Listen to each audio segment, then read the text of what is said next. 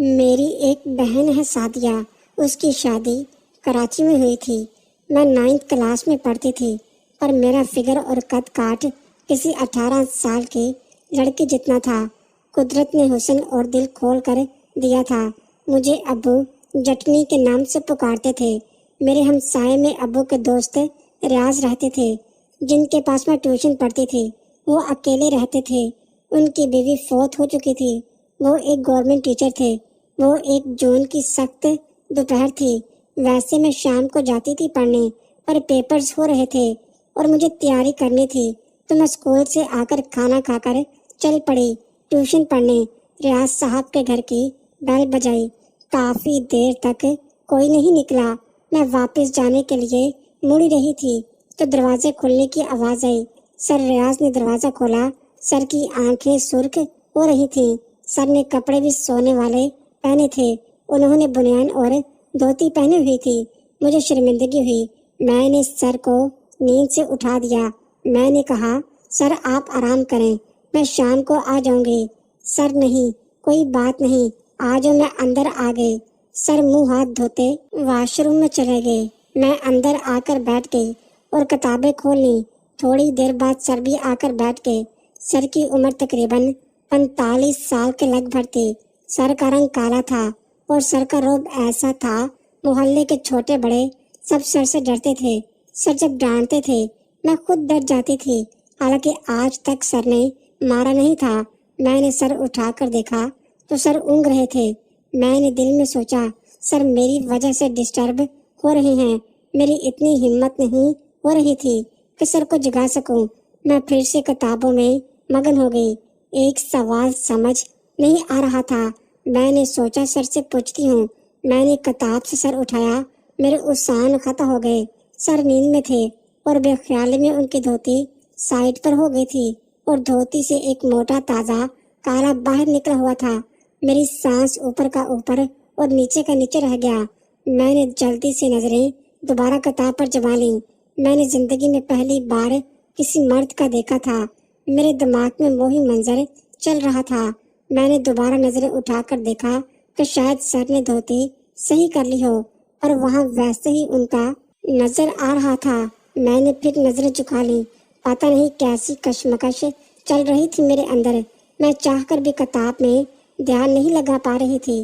میں ایسے دیکھ رہی تھی کہ اچانک سر کی آنکھ کھل گئی اور مجھے دیکھتے ہوئے دیکھ لیا۔ میں نے جلدی سے سر جھکا لیا۔ سر نے جلدی سے اپنے دھوتی کو ٹھیک کیا۔ مارے شرمندگی کے میرا دل چاہ رہا تھا کہ زمین پھٹ جائے اور میں اس میں سما جاؤں۔ سر پتہ نہیں کیا سوچ رہے ہوں گے میرے بارے میں کہ میں کیسی لڑکی ہوں۔ سر اب مجھے غور سے دیکھ رہے تھے۔ سر نے کہا، کون سا سوال ہے جو سمجھ نہیں آ رہا؟ میں اٹھ کر سر کے پاس آ کر بیٹھ گئی اور سر مجھے سوال سمجھانے لگے، پر کچھ سمجھ نہیں آ رہا تھا۔ میرے دماغ میں مرض شرمندگی کے اور کچھ نہیں تھا۔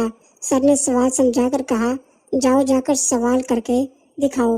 میں نے سر جھکا کر کاپی پکڑنی چاہی جو انہوں نے گود میں رکھی ہوئی تھی۔ سر نے جان بوجھ کر کاپی سائڈ پر کر لی، جس کی وجہ سے میرا ہاتھ ان کے اس سے جا ٹکرایا۔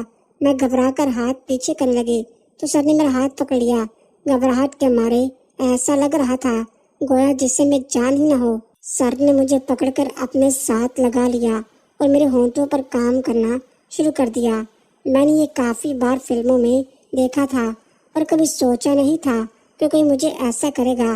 سر کے منہ سے سگریٹ اور ایک عجیب سی اسمیل آ رہی تھی۔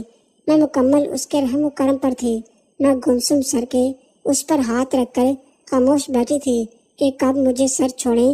میری سانس پھول چکی تھی۔ سر تھے کہ رکنے کا نام نہیں لے رہے تھے۔ میں نے زور لگا کر سر سے اپنا آپ چھڑایا تو سر نے مجھے چھوڑ دیا۔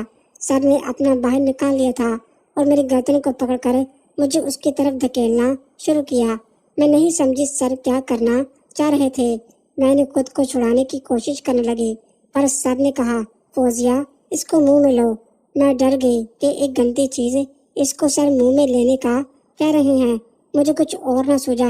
میں پانی پینے کے بہانے اٹھ کھڑی ہوئی۔ سر کی فریج ان کے بیڈ روم میں رکھی تھی۔ میں ڈر گئی، دل میں تہیہ کر لیا کہ پانی پیتے ہی گھر چلی جاؤں گی۔ میں نے فریج سے پانی نکالا اور بوتل کو منہ لگا لیا ابھی پانی پی رہی تھی کہ سر نے مجھے پیچھے سے آ کر پکڑ لیا۔ میرے ہاتھ سے بوتل چھوٹ کر نیچے گر گئی۔ میں خود کو چھڑانا چاہ رہی تھی پر کامیاب نہیں ہو پا رہی تھی۔ ابھی کشمکش جاری تھی۔ سر نے مجھے ساتھ پڑے بیڈ پر رکھ دیا۔ میں منہ کے بل بیڈ پر جا گری۔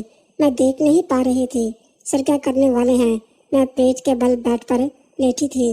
سر نے گردن سے پکڑ رکھا تھا اور میرا منہ بیڈ کی طرف تھا۔ ٹانگوں پر سر بیٹھے تھے۔